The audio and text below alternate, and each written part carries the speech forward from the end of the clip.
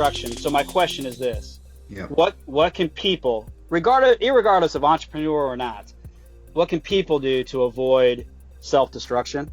Yeah.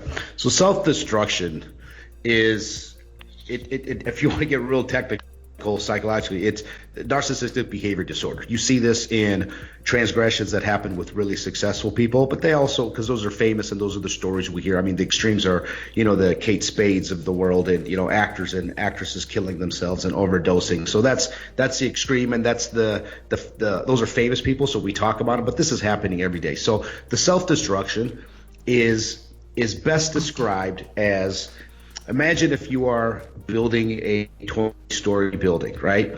You guys set out to build this, you hire a structural engineer, and they design a foundation for you to have 20 stories and be able to handle that. Well, we set out in life, we don't exactly know where we're going to go, right? We may be a 20-story building, we may be a 200-story building.